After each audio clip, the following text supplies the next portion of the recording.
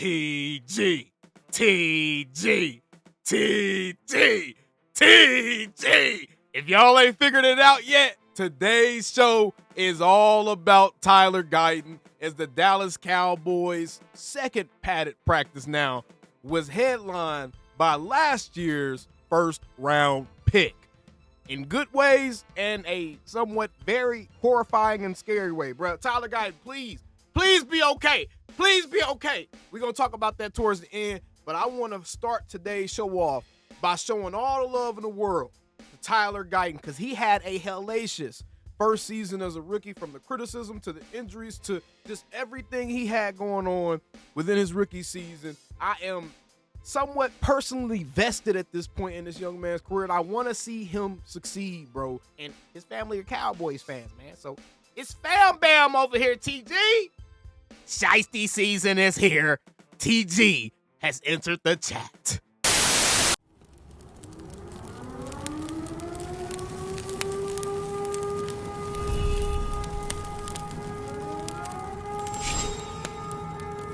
Man, shut your up.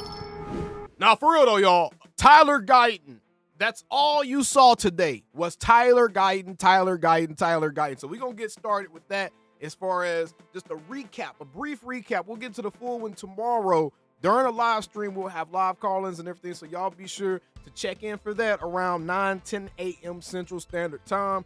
Be sure to check back at the channel, subscribe if you haven't already, so that we can call in, let your thoughts be heard about training camp so far, or just check in from Oxnard. I know it'll be early in the morning for some of y'all, but y'all can check in or whatever before y'all go back out there or do whatever you're going to do for the rest of the day. I think tomorrow, they're actually off.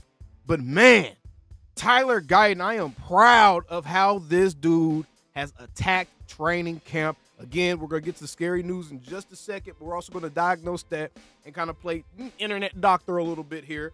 But man, let's get into the good stuff first. Tyler Guyton has been dominating everyone. It doesn't matter. Oh, you're a first-round talent that has 16 and a half sacks at D1 college football? Doesn't matter. I'm going to lay on you. Oh, you're coming back from a season-long injury and you probably are the most excited person to be out there in pads? Doesn't matter. I'm going to lay on you. Oh, you're a seasoned veteran that wants to play ball with TG? Doesn't matter. I'm going to escort you out of the club. Tyler Guyton has made it his point. He's made it his goal to show that he's a new type of physical. He's more confident in his technique as his head coach. Kind of discussed prior to practice today. He discussed that part of the reason that TG is showing an elevated level of play early on in training camp thus far is because he's more confident in the tools that he's been given by the guys coaching him. Brian Schottenheimer, low-key, somewhat, threw a very politically correct jab at the former coaching staff that was in charge of developing guys like a Tyler Guyton, like a Cooper Beebe, like the rest of these guys. He said it all without saying anything at all. Tyler Guyton has people that can actually help him prepare to play at the NFL level on a day-to-day basis within the building now. He has people that can actually teach him how to play the position at an NFL level on a day-to-day basis within the building now. He doesn't just have to go to Duke to get proper NFL coaching. He can now rely on Connor Riley. He can now rely on Clayton Adams. He can now rely on the things that he's being given, the things he's being taught.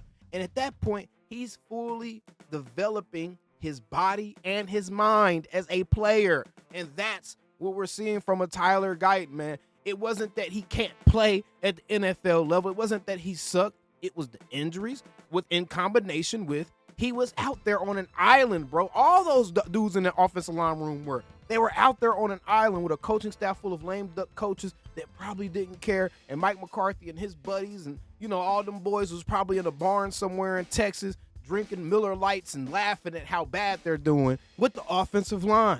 But now we're starting to see Tyler Guyton do stuff like this, right? So you take a look at this snap right here. Let's take a look at some of these plays, bro. This is all about TG today. Again, we'll get to some of the other guys on tomorrow's live stream because I want some content for tomorrow as well. But TG deserves his own special feature because, again, this may be one of my favorite players on the team. TG has definitely jumped into like my top 4 or 5 favorite players on the team. Again, I'm personally vested in this young man's success, and I really, really hope that he didn't get injured in a serious way today. But let's go ahead and take a look at this, man, because look at how Tyler Guyton absolutely handles the stud rookie Donovan Ezeraiku on this play right here. Again, Tyler Guyton located about the middle of your screen right here. He has Ezeraiku lined up over him. We're out to the outside of him on his outside shoulder.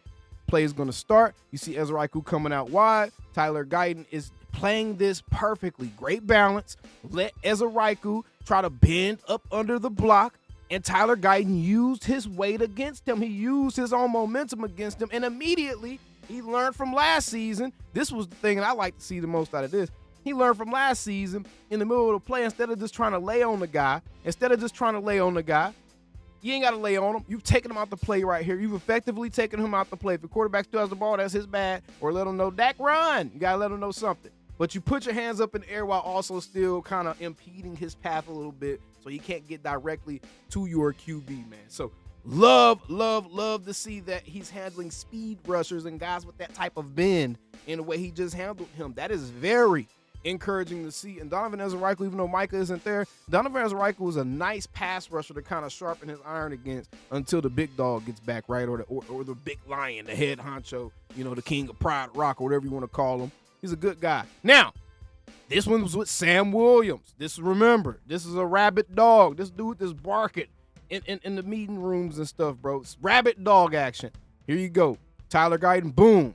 Got his hands on him, anchored down, didn't let him go anywhere. Finished the play. Him and Sam got physical. Yeah, Sam kind of got the best of him a little bit. Kind of did a hip toss on his ass. But at the end of the day, finished the play. And honestly, with the way that play turned out, that could have ended up being a penalty on Sam Williams, depending on how the referees felt that day. But love this, bro. Didn't let him get anywhere near Dak Prescott and finished the play. Now, at the end right there, he might have got called with a hold, depending on how ticky-tack the refs want to be. But still, very physical. Didn't let him get anywhere near the quarterback. Dak had plenty of real estate, had a clean pocket, and I love how he's dealing with some of the best and most athletic guys on the team.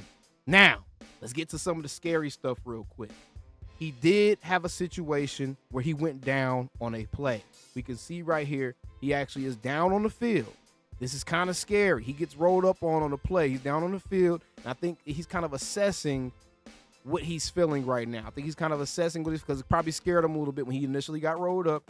The trainers were probably telling him, stay down, let us know what you're feeling, let us know how the knee feels, what's hurting. They're asking him the questions and stuff. And then we actually get to see him walking off the field. Now, at first, he had Micah and some of the other training staff kind of assisting him, but you can see he's walking off the field here with a slight limp. Looks like he has a slight gait in his step right here, but he is walking with a limp. He gave his coach, I think that's Connor Riley, like right there, when he came over, he gave him a high five, like, okay. He slapped his hand like, I'm good. Boom, I'm good. Hugged him real quick. Coach probably asking him, everything okay? How you feeling? He was like, I'm good. Just got rolled up on this little sore, right? Ran off immediately. Now, if something more serious happened, I don't know if Connor Riley would have departed that quickly. I probably see him taking a little bit more time to kind of cheer his guy up, right, in a sense. But either way, man, all about Tyler Guyton today. Absolutely love everything I've seen from the young man, and I just hope that he continues to improve, and this kind of translates into the regular season, because I know he got it in him. It's just, can you get it onto the field? That's the big question right there. And NoC actually said that he was speaking to Tyler Guyton, and he told him, you look like you're playing more pissed off than you've ever played. Guyton said, quote, because I am. Love to hear that, bro. Love to hear that. Keep that mentality. We're going to keep the shiesty on. Anytime we talk about Tyler Guyton, he's in that same boat with George Pickens now. Shiesty Guyton. Either way, appreciate y'all for tuning in. I'll see y'all on the next one. How? Them Cowboys. Calling me, texting me, paging me, asking me, am I still them boys? Y'all usually check on me. Listen. I'm still them boys. Woo, woo, woo, ho, shala, ba, bo, sha. Hey, I'm still them boys.